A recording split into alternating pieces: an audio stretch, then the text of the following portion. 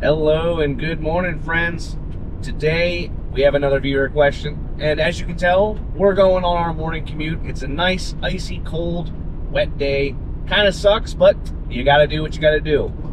As we discussed previously, I'm trying to record more videos, so I know that this is probably not as appealing of a format where we're driving and talking, but I do think that there are a lot of questions that are popping up, and I want to make sure that I give them the time that they deserve to actually discuss them. So if you have a question or any kind of issue that you're running into when it comes to your well or your septic system, feel free to leave a comment below, and you might get a video just like this, or maybe I'll actually not be in a car. But anywho, let's get into today's viewer questions. So I received a question about they have a septic system and a trench system. Now, in between the septic system and the distribution box is a perforated pipe. They want to know, is this a normal thing? The short answer to that question is no. It is not normal to have a perforated pipe between a septic system and a distribution box. Now, let's kind of take a little step back and talk about the construction of septic systems so it'll make a little bit more sense for you. So when it comes to a septic system, you're going to have a minimum of 2 parts, and sometimes you might have a little bit more. It just kind of depends on your particular setup. In this particular circumstance, what we're going to be discussing is a traditional gravity-fed basic septic system. Nothing fancy, no pumps, no blowers, no filters, none of that stuff. So we're going to have our tank and our drain field, or more commonly, just the absorption system. Not every house is going to have a drain field. You might have dry wells, you might have infiltrator beds, you might have a seepage bed. There's a variety of absorption systems, but in this circumstance, we're going to talk about drain fields. So we have our tank. The septic tank is a big concrete box, sometimes plastic, but usually concrete, and its sole job is to clarify the liquids from the house. So you flush your toilet, all the stuff that comes with that wastewater is going to work its way to the tank, and it's going to fall out of suspension. Best way to picture what's going on here: take a cup of water, some bread yeast, mix them together, and then you're going to see a real dark brown layer at the bottom, tan in the middle, and white foamy stuff at the top. Same concept happens with a septic tank, except for the septic tank is going to be sludge, effluent, and scum. The sludge is the stuff on the bottom, the effluent is the fancy wastewater term, and the scum is all the floating stuff that's sitting on top. In the tank, you want to clarify everything. So the solids will stay at the tank, but now you got to deal with the water side.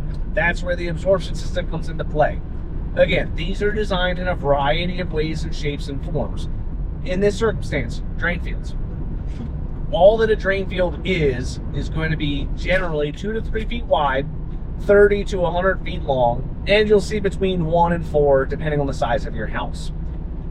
The purpose of the trench is to get rid of the water. So the design of your depth, your length, and how many you have is all predicated upon the type of soil that you have. When they're doing what's called a perk test, percolation, to see how well the soil acts with water, they're going to take that water and dump it into a hole, measure it, see how fast the water dissipates, and then you can do some math and figure out how big of an absorption system you need. So if you have a good perking soil, good area, good lot, you might be able to get away with 1 trench. If you have a less good area, you might have to have 3 to 5 trenches. The same thing if you have a 2-bedroom home versus 7-bedroom home. The larger your home, it's assumed that more water that home is going to use. More water means you need more surface area to get rid of the water. So when you're digging the trench, what you're going to do is take your mini excavator, and the width of the bucket is going to be the width of the trench. So 3 foot, right? You dig down, we'll just say 4 foot, and you go back another 60 foot. You do that 3 more times.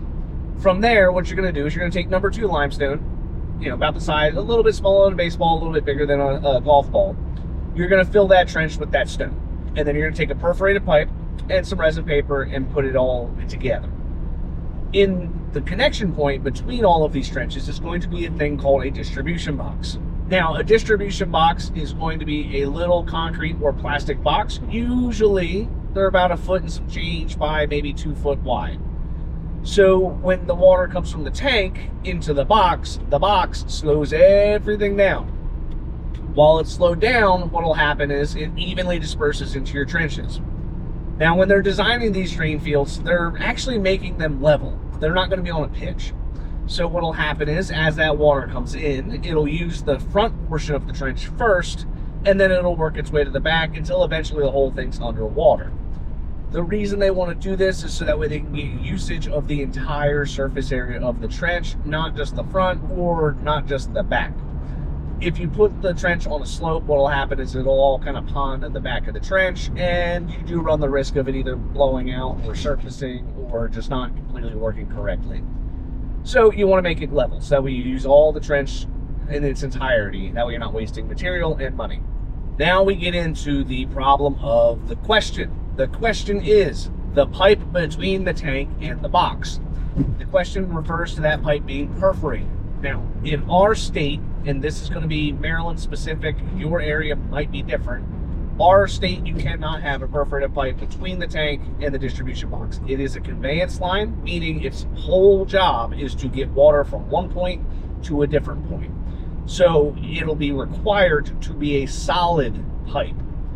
Typically, you're going to see solid pipes on the house, the points between the drain field and or between the distribution box and the septic tank, and depending on how you're configuring your drain fields, let's just say you're running in parallel with one another, you're going to have some solid pipes that are going to lead from the distribution box to the beginning of the trench. The solid pipes are designed to make it to where the water goes from one point to the other without getting lost in the soil. Now you may be wondering, what's the difference between the soil near the septic tank and the distribution box? Because you're obviously discharging the liquid in the drain fields, which are going to be just after the distribution box. So why is that a problem? Well, in our state, the permitted area for that liquid discharge is going to be specifically in the drain fields.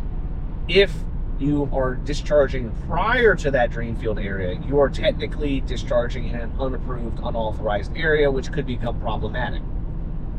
Now, is this going to be something that a homeowner is going to run into a major problem with on the day-to-day? No.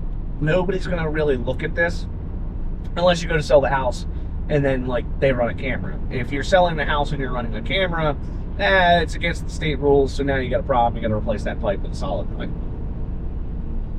The main concern I would have with having a perforated pipe prior to the drain fields is if you don't have any kind of prevention for roots, you are adding in a failure point. There was a time in Montgomery County, Maryland, where they did what's called serial distribution. Serial distribution is where they go tank, solid pipe to drain field. It'll run out 40, 50 foot, and then it'll hook left or right, solid pipe, and then it'll snake back on itself, and then it'll rinse and repeat. You'll usually have 3 or 4 legs that run parallel to one another, but they're all snaking together. Now, nobody else really did serial distribution, and here's why. Let's say, for example, you're putting in a fence, and your fence guy doesn't know exactly where your drain fields are. The county records aren't that great. You don't have a very good map of your system, and you don't know, as a homeowner, where your stuff is. Fence guy goes, takes his auger, and he starts to dig the fence post.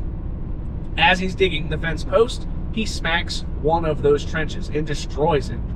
Now, if he destroys the one in the beginning, guess what? Now you can't use any of the other trenches on the back end until you repair the pipe. But let's just say that he hits it, doesn't tell you he hits it, but your system still works. Your system might work just fine for another 15 years. And then all of a sudden you start having a backup, and then you pay to replace the whole system. Nobody knows that those other trenches exist because the fence post is in the way and there's no way to run a camera through it. Fence guy didn't tell you that he broke it. So now you spent all that money in the beginning putting in the serial distribution trenches, and then now you're doing it again in a short time period. This is not a super common occurrence that happens, but it does happen sometimes, and it can be entirely frustrating. So now what we do is we do a distribution box. That is a potential fail point, but let's just say the same concept with the fence guy comes into play. If he hits one of the trenches, it's fine. You can still use the other trenches. You'll also be able to see where that problem occurred because the distribution box is your access point to all of your trenches. But to circle back to everything, no, you cannot have a perforated pipe between the septic system or septic tank and the distribution box. It has to be a solid pipe. Typically, you're going to see PVC piping, at least in our area, whenever you see perforated pipe between the two. Most commonly, the first thing that I would think of if I saw that it's a homeowner installed it, trying to help prevent damage to their drain fields, but it really doesn't help the way that they think it's going to help. So you have to be careful when you're doing that. What I would encourage you to do is whenever you're installing your system, maybe, like, I mean, in Maryland, as a homeowner, you can install the system if you want.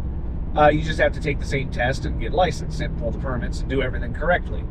Not terribly complicated. You can do it. And I'm sure most states are the same way, where any trade you can still technically do as long as you do it correctly. Make sure you pull the permit and submit your design to the county. If the county approves putting a perforated pipe between the septic tank and the distribution box, hey, I mean, go at it. The county approved it. There's no problem. There's nobody stopping you. People have put sunroofs on top of their septic system, and it was approved, so, you know, it is what it is. Anywho, I hope that helps to answer your question for you. If you found this valuable in any way, leave a comment, leave a like, let me know. Share your story. Have you got any kind of weird septic system shenanigans going on that you didn't know about until you moved in or until you did an inspection? I love hearing those stories, and sometimes your story might help somebody else out who's going through a similar situation. So I will have more videos posted as often as I can. Like I said, it's been fairly busy. I'm trying to catch up on a lot of these comments. YouTube doesn't really show me all of the comments as they come in, so I kind of have to search to see who's talking about what. I love reading all the comments. I try to read all of them as best I can, and I try to reply to them as often as I can. I have videos posted every day on the World of Well and Septic. Some long form like this, some short form, and some just posts and examples that we can discuss in the comments. Anywho, I look forward to talking to you guys again soon. Until next time.